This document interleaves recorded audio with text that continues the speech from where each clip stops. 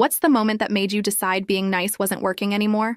I used to be the person everyone called when they needed something, the one who would drop everything to help a friend move or stay late at work to finish someone else's project. My boss would text me at 11 p.m. and I'd respond immediately. I'd cover shifts when coworkers called in sick. I'd volunteer for the projects nobody wanted. I was raised to believe kindness would always come back to you. For 5 years at Davidson Media, I was the first to arrive and last to leave. I helped my coworkers meet their deadlines. I brought coffee for the team when everyone was stressed. I even let my boss Diane take credit for my ideas during presentations because she said it would look better coming from management. When my dad got sick last year, I asked Diane if I could work remotely 2 days a week so I could drive him to chemo. She sighed and said, "We really need you in the office, but I suppose we can make it work for a month or two." I was so grateful that I worked twice as hard on my office days, making sure nothing fell through the cracks. Dad's treatment was supposed to last 6 months, but after 3 months, Diane called me into her office. She said the remote arrangement wasn't working. The team needed me physically present every day, and besides, it had been long enough. I explained that Dad was only halfway through treatment. He couldn't drive himself and had no one else. She just stared at me until I lowered my eyes and said, "I understand." I spent the next week burning through my savings to hire drivers for Dad. I was exhausted, constantly worried about him, but still the first one in the office every morning. Then came the Maxwell project, a huge account that could make or break our quarter. I spent weeks researching, building the pitch, creating mock-ups, everything. I even missed one of Dad's appointments to finish it. The day before the presentation, Diane asked to see my materials. I handed over everything, including my presentation notes. The next morning, I arrived early, excited to present my work, only to find the conference room already full. Diane was at the head of the table, showing my slides to the clients. I stood in the doorway frozen as she used my exact words, my research, my ideas. When she saw me, she smiled and said, "Oh, good. Jennifer, can you grab coffee for everyone? We're just getting started." The client turned, saw me, and said, "Aren't you presenting this?" Before I could answer, Diane jumped in and said, "Oh no, this is my project. Jennifer just helped with some research." I got the coffee. I stood in the back of the room and watched as she was praised for my work. The client loved it. They signed a 3-year contract, the biggest in company history. When the executives came down to congratulate the team, Diane accepted all the praise. She got a bonus. She got a promotion. I got a $50 gift card to Starbucks. That night, Dad called. He'd fallen trying to get from the taxi to his front door. He had been lying on the ground for 20 minutes before a neighbor found him. If I had been there, I kept thinking, if I had just been there. 2 days later, the company held a celebration for the Maxwell deal. Diane was given an award. I stood and clapped with everyone else. Then came the announcement that made everything stop. Diane would now head up a new division created specifically for the Maxwell account, and she needed a strong team. She spent 10 minutes talking about the qualities she was looking for, then announced her first hire, Ryan, the guy who had been with the company for 6 months and hadn't contributed a single thing to the project. I sat there stunned as everyone congratulated him. Then Diane looked at me and said, "Jennifer, I need those quarterly reports by end of day. I know you won't let me down." Something broke inside me. 5 years. 5 years of saying yes, of staying late, of missing time with my sick father. 5 years of watching others take credit for my work. 5 years of being nice. I stood up, walked to the bathroom, and stared at myself in the mirror. My hands were shaking. I barely recognized the woman looking back at me. That was the moment. That exact moment when I decided being nice wasn't working anymore. I walked back into that celebration with a strange calm I'd never felt before. It was like watching myself from outside my body. As I approached Diane, who was laughing with the executives about plans for the new division, without thinking, I tapped her on the shoulder and said, "I need to speak with you right now." She gave me that patronizing smile, the one that said, "Not now. Sweetie, the adults are talking." But I didn't move. I just stared at her until her smile faltered. "Fine. Jennifer, what is it?" she said with clear annoyance. "I think we should discuss this privately," I said, my voice steadier than I expected. Everyone was looking at us now. She couldn't dismiss me without making a scene, so she followed me to a quiet corner. "What's so urgent that it couldn't wait?" she asked, checking her watch like my time was worthless.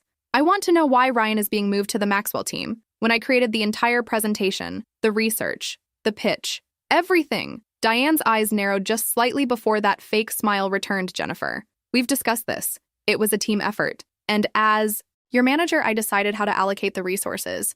I felt something bubbling inside me, something hot and unfamiliar anger. "I'm not talking about the presentation anymore. I'm talking about the team assignments for the account I developed. I deserve to be on that team." She laughed. Actually laughed. "Deserving has nothing to do with it. Ryan has the right presence for client-facing roles. You're more of a behind-the-scenes person, Jennifer. And that's where you excel, behind the scenes." I repeated slowly, "Do. You mean doing all the work while others take the credit?" Her face hardened. Watch your tone. This isn't productive. Let's talk when you've calmed down. I didn't realize I was raising my voice until I saw people turning to look so productive like me, staying until midnight, working on the Maxwell presentation while you were at your son's basketball game. Diane stepped closer, her voice dropping to a dangerous whisper. Jennifer, I think you should take the rest of the day off clearly. You're not in a professional mindset right now. I almost did it. I almost backed down, apologized, and scurried away like I always did, but then my phone buzzed with a text from the hospital. Dad had been admitted after his fall, more serious than they initially thought possible. Internal bleeding. I looked up at Diane. I'm not taking the day off. I'm quitting. Her eyes widened. What? I quit? I'm done being your workhorse. I'm done watching you take credit for my ideas. I'm done sacrificing my family for this job where I'm not valued or respected. She switched tactics instantly, her voice softening. Jennifer, don't be hasty. You're upset. I understand, but you're a valuable member of the team. I almost laughed the first time you've ever said that to me, is when I'm quitting. People were definitely staring now. One of the executives was walking over, looking concerned. Is everything okay over here? He asked. No, it's not. I said before Diane could speak, I've just resigned because I'm tired of having my work stolen by my manager. The entire Maxwell presentation was mine. Every slide, every word, every concept. But Diane presented it as her own. The executive, Ted Wilson, looked surprised. Jennifer, these are serious accusations. They're not accusations, they're facts, I said, feeling strangely powerful. I have the original files on my personal drive with creation dates. I have emails where I sent drafts to Diane. I even have the research notes in my handwriting. Diane's face had gone pale. This is ridiculous. She's being emotional because of personal issues. Her father is sick and she's not handling the stress. Well, I felt a flash of rage at her using my father's illness against me. That was it, the final straw.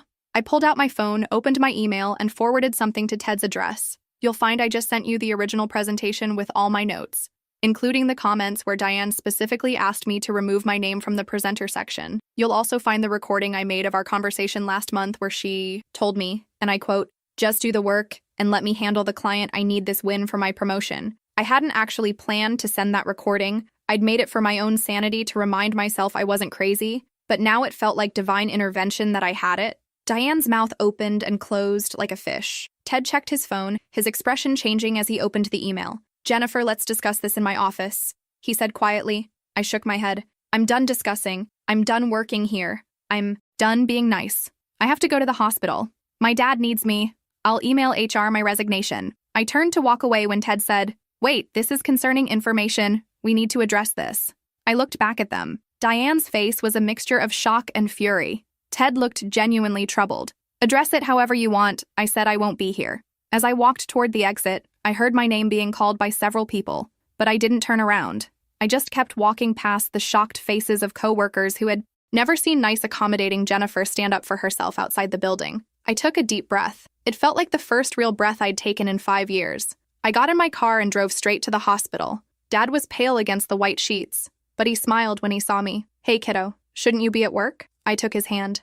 They can manage without me. I'm where I need to be over the next few days. While Dad recovered, I got dozens of calls and texts from coworkers, some expressing shock, others support. A few even shared stories of how Diane had taken advantage of their work too. I ignored most of them, focusing on Dad and what would come next. A week later, while Dad was napping in his hospital room, I finally checked my email. There was a message from Ted Wilson asking me to call him when I had a moment. Curious, I stepped into the hallway and dialed his number. Jennifer, thank you for calling, he said, sounding genuinely relieved. I've been hoping to speak with you. What can I do for you, Ted? I asked professionally.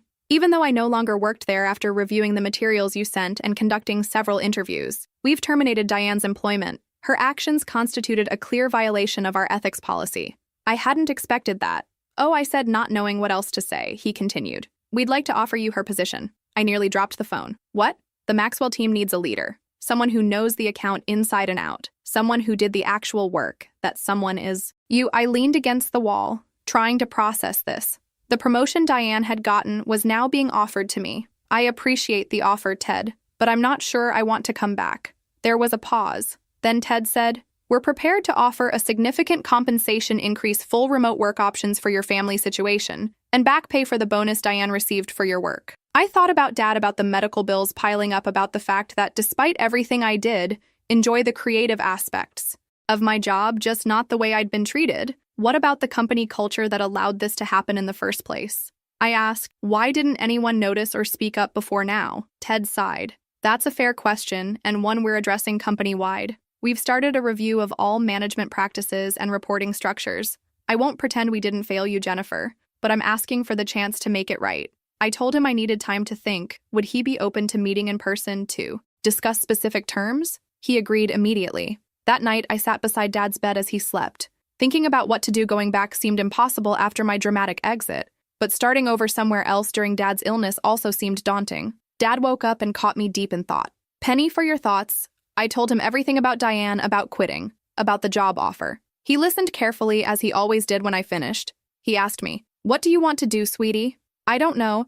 Admitted, part of me wants to go back and show them I can lead without becoming like Diane. Part of me wants to walk away and start fresh. He nodded, both valid. But let me ask you this. When did you feel most like yourself this past week? I thought about it when I finally stood up to Diane, when I stopped being a doormat. Exactly. He said, you don't have to decide whether to take the job right now. But whatever you choose, don't go back to being the old Jennifer, the one who let people walk all over her. I met with Ted the next day and laid out my conditions: full remote work flexibility during Dad's treatment, a team of my choosing, and most importantly, a company-wide attribution policy, ensuring people received credit for their work. To my surprise, he agreed to everything. I started my new role the following month, working primarily from Dad's house. While he recovered, the team respected me because I respected them. We completed the first phase of the Maxwell project ahead of schedule and under budget. It wasn't always smooth sailing. Some people who had known the old Jennifer tried to take advantage, assuming I'd still be a pushover. They learned quickly that while I was fair, I was no longer a doormat. 6 months later, Dad finished his treatment. The doctors were cautiously optimistic he was on the mend. I had proven myself as a leader and even received a company-wide innovation award for a new campaign approach. One evening, as I was finishing work, Dad came into the home office I'd set up in his spare room. "You know what I was thinking about today?" "What's that?" I asked. "Closing my laptop that day at the hospital when you came in after quitting, there was something different about you. Like a weight had been lifted." I smiled. "I remember he sat down across from me before that day. I was worried about you more than myself, worried you were letting life happen to you instead of making choices. It took me getting sick for you to finally put yourself first." Tears pricked my eyes. "I'm sorry it took that long." He reached over and squeezed my hand. "Don't be. We all learn our lessons when we're ready to learn them. I'm just glad you learned this one, while I'm still around to see it." We sat in comfortable silence for a moment before he added, "Your mother would be proud of you. She never took crap from anyone either." That made me laugh. Mom certainly wasn't a pushover. Late that night, I found myself thinking about the person I used to be, always saying yes, always accommodating everyone else's needs before my own. I didn't hate that person. She was kind and well-intentioned, but she was also afraid of conflict, afraid of disapproval, afraid of standing alone. The woman I'd become wasn't fearless, but she faced her fears. She set boundaries. She demanded respect, and strangely enough, she received it far more often than the woman who had begged for it. The following week, I received an email from Ryan. Of all people, he'd been reassigned after I took over, and was now working under another manager who apparently made Diane look positively angelic in comparison. The email was asking if I had any openings on my team. He'd heard I was a fair boss who gave credit where it was due. I stared at the email for a long time, thinking about how desperate I had been for recognition, how I would have jumped at any chance to work for someone who valued me. Part of me wanted to ignore the email to let him feel what I had felt, but that wasn't who I wanted to be either. Nice didn't mean being a pushover, but it also didn't mean being vindictive. I replied, offering him an interview, not promising anything, but giving him the chance I wished someone had given me. Dad saw the email over my shoulder as he brought me coffee. "You're a better person than I am." He chuckled. I'd have told him to kick rocks. I laughed. Maybe I am, maybe I'm not. But I know I can be kind without being a doormat. Now I decide where my boundaries are. Not everyone else exactly. He said, raising his coffee mug in a toast to boundaries. "And the daughter who finally found hers?" I clinked my mug against his. "To boundaries," I echoed, and to not confusing kindness with weakness. It had been a long journey from the woman crying in the bathroom mirror to the leader sitting confidently in her home office, but I wouldn't trade it for anything, not even for the comfortable invisibility of always being nice. Sometimes the kindest thing you can do for yourself is to stop being so nice to everyone else. It doesn't mean becoming cruel. It just means making room for your own needs alongside others.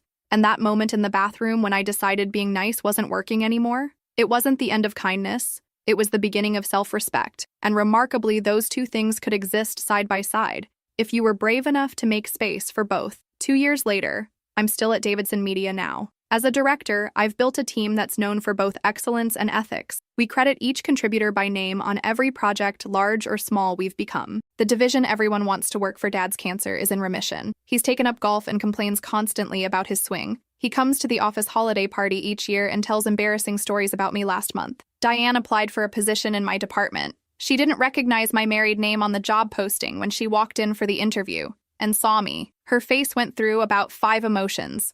In 3 seconds, I conducted the interview professionally, asked relevant questions, and thanked her for her time. I didn't hire her, not out of revenge, but because there were better candidates, people who valued collaboration and integrity as she was leaving. She paused at the door. You've changed, Jennifer. I smiled. Yes, I have. Thank you for noticing. She looked confused.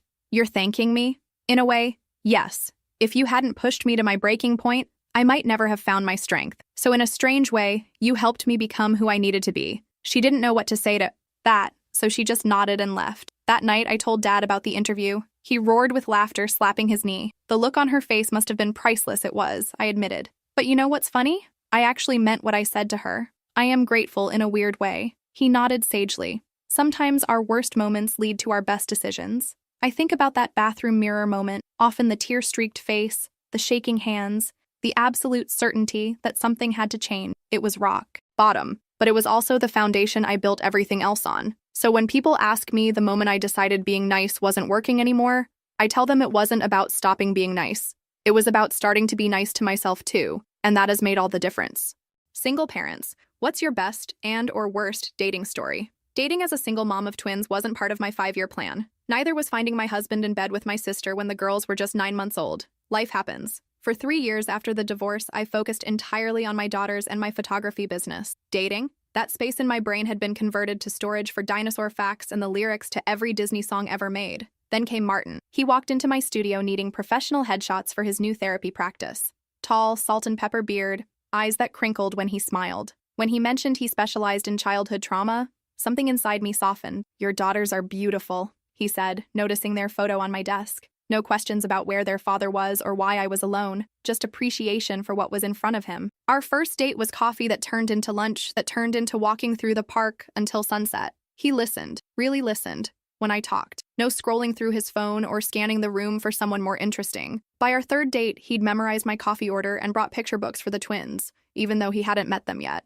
For when the time is right, he said, no pressure. After 2 months, I finally introduced him to Lily and Emma. They were cautious at first. They'd never seen me with anyone but their father. Martin sat on the floor and let them approach at their own pace, never pushing for affection. By month 4, the girls would cheer when he came over. He'd bring ingredients for homemade pizzas and let them create monstrosities topped with gummy bears and chocolate chips. He never corrected them, never tried to discipline them. That's your territory, he said. I'm just here to support. That Mother's Day, he watched the girls so I could sleep in, then served breakfast in bed, slightly burned toast proudly made by 4-year-old hands, with Martin supervising from a safe distance. I started imagining a future with him. My daughters already had. Then came Emma's preschool recital. Emma forgot her lines halfway through, froze completely on stage. As tears welled in her eyes, I started to stand, but Martin beat me to it. He walked calmly to the edge of the stage and whispered something that made her giggle. She finished her part flawlessly. In the parking lot after, I couldn't stop thanking him. You're incredible with them, I said. They make it easy, he replied, helping buckle car seats. That's when I heard someone call his name. A woman approached, pushing a stroller with a baby about 1 year old. Martin? Oh my God, it is you. The color drained from his face. The woman reached us, smiling broadly. I've been trying to reach you for weeks. Your mom told me you might be here. She looked at me, then at the twins.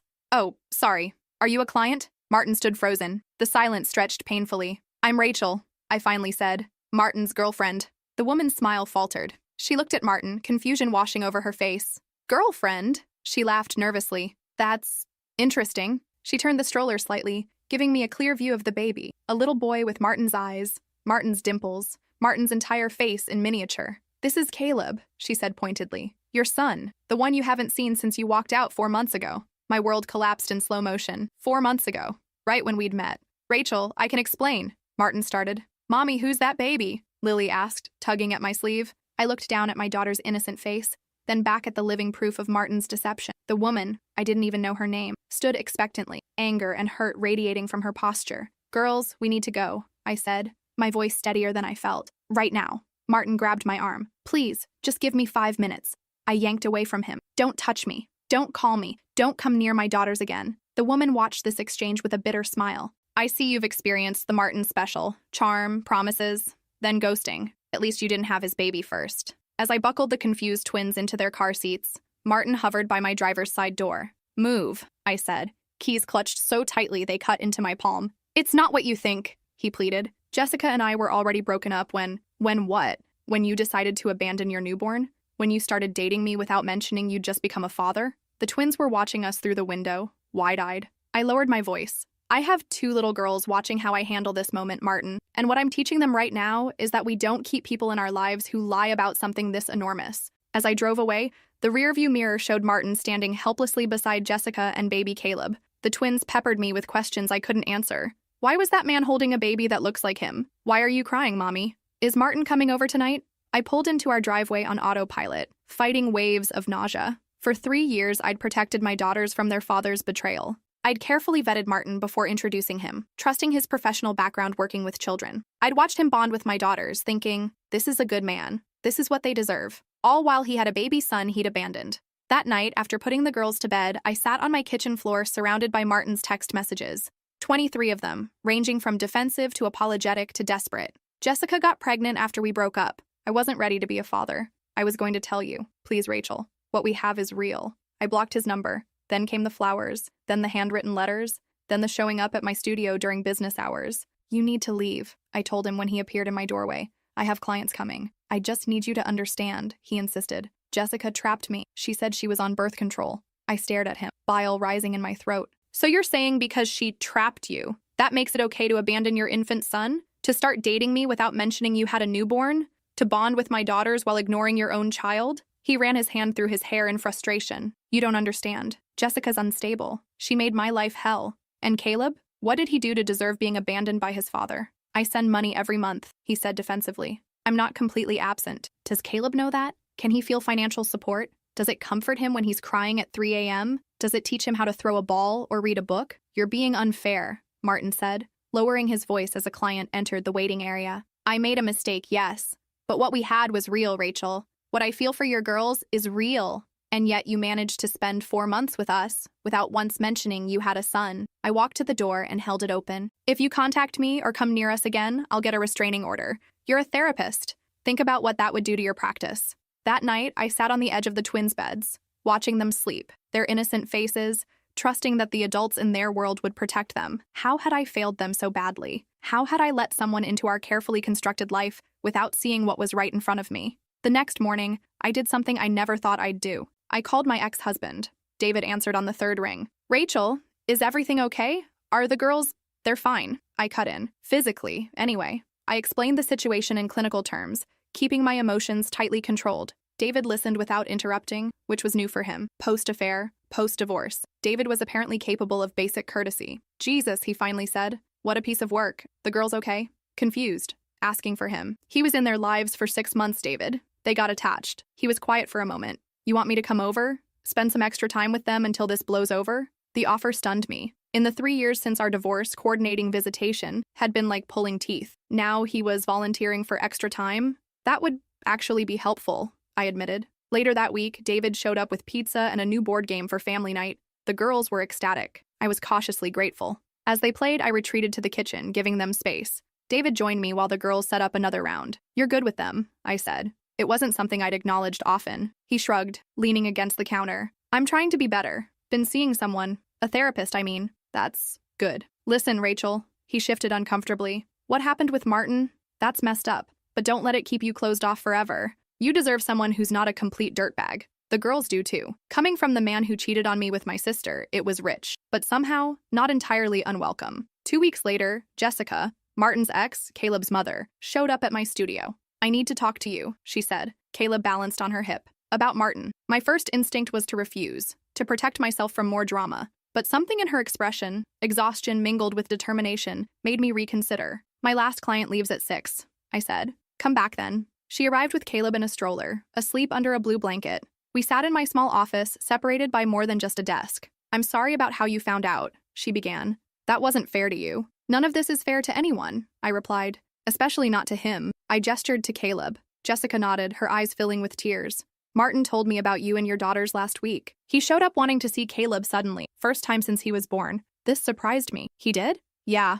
Said meeting you and your girls made him realize what he was throwing away. She laughed bitterly. Apparently it took seeing someone else be a good parent to make him want to try. I didn't know what to say to that. We met in grad school, Jessica continued. The perfect couple, both going into psychology, same goals, same values, or so I thought. She looked down at her sleeping son. When I got pregnant, everything changed. He said he wasn't ready, that it would derail his career. When Caleb was born, he came to the hospital, held him once, and then just stopped coming around.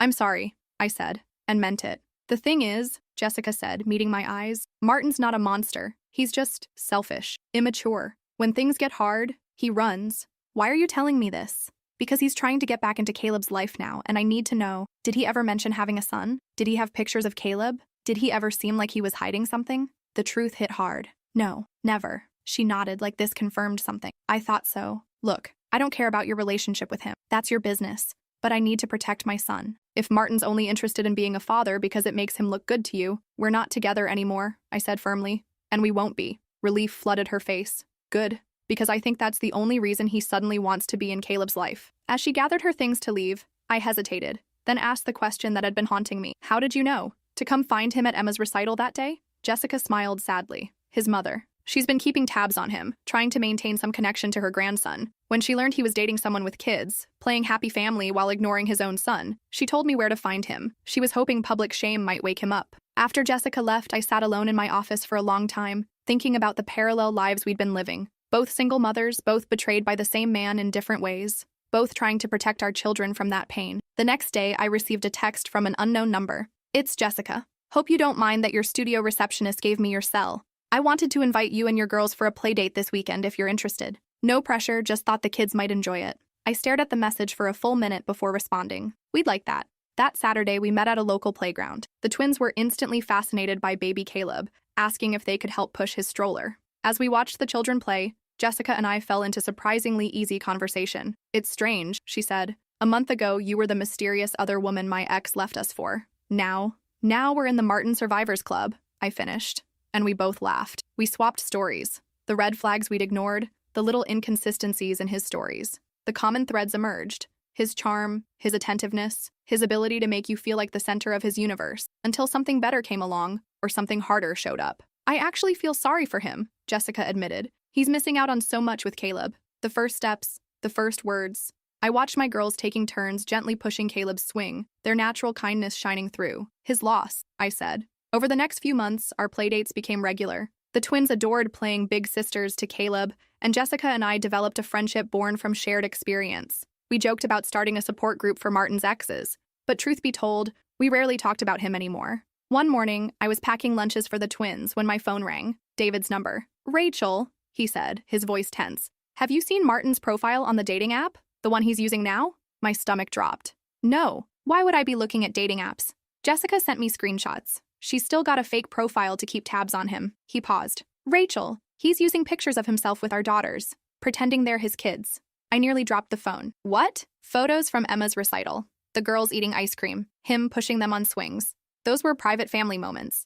I know. Jessica recognized the twins from your playdates. That's why she called me. Anger coursed through me. Pure, righteous rage. I had never denied Martin time with the twins when we were dating. I had never stopped him from caring for them, loving them. I had welcomed him into our family, and now he was using my daughters as props. The restraining order was filed that afternoon. I included the dating profile screenshots Jessica had forwarded, the threatening texts Martin had sent when I first broke things off, documentation of him showing up uninvited at my studio. As David and I left the courthouse, temporary order in hand, he touched my arm gently. You okay? I nodded, not trusting myself to speak. You know, he said carefully, I've been the bad guy in your story for 3 years, and I deserved it. What I did was unforgivable. But seeing you handle this Martin situation, he trailed off. You've always been stronger than anyone gave you credit for, including me. 3 days later, Martin was served with the restraining order. The dating profile disappeared that same day. At our next playdate, Jessica brought cupcakes to celebrate.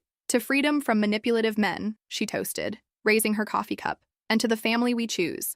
I looked at our children playing together in the grass, my twins showing Caleb how to make dandelion chains, their laughter floating across the park. These children, who deserved better than men who viewed fatherhood as optional, These children who would grow up knowing their worth wasn't determined by someone else's ability to stay. You know, Jessica said thoughtfully, I used to think being a single mom was the worst thing that could happen to me. Now I realize it just meant I had higher standards than staying with someone who couldn't step up. 6 months later, I was setting up a photo shoot when a new client walked in. Not tall, not conventionally handsome, but with kind eyes and a warm smile. James Sullivan, he said, extending his hand. School portraits for my daughter's soccer team. Rachel Chen, I replied, noticing the wedding ring tan line on his finger. Recently divorced then. As we discussed package options, his phone buzzed. He glanced at it, then answered immediately. Hey, sweetie, everything okay? Uh-huh. Yes, the heart-shaped sandwiches are in the blue container. Love you too. He hung up, slightly embarrassed. Sorry about that.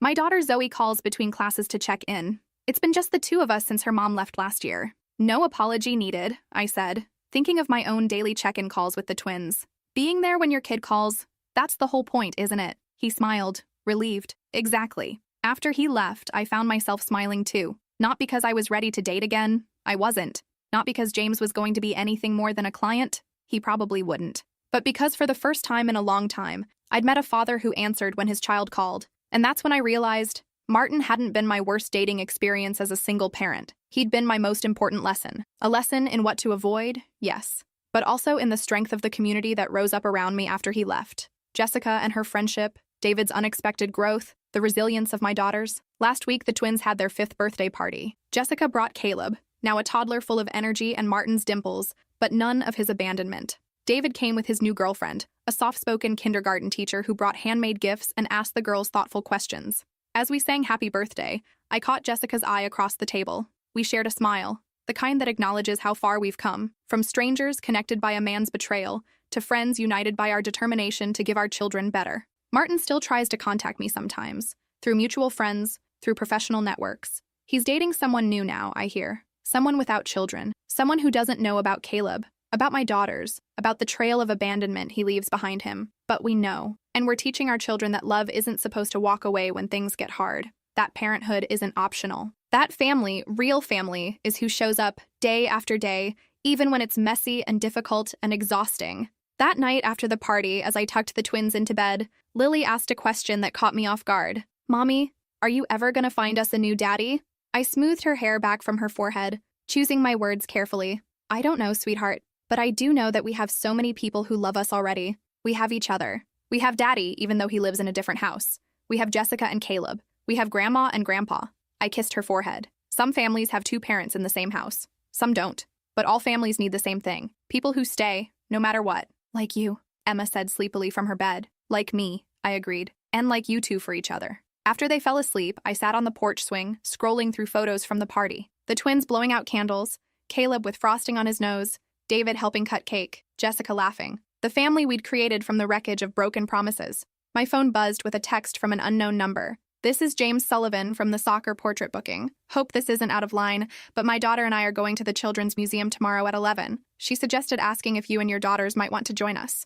No pressure either way. I looked at the message for a long moment, thinking about second chances, about moving forward, about teaching my daughters that while some people leave, the right ones stay. I wrote back, the twins love the dinosaur exhibit. We'll see you there at 11. Not a date, just 2 single parents and their children, spending a Saturday together. Maybe nothing would come of it. Maybe everything would. For the first time in a long time, I was okay with not knowing the ending.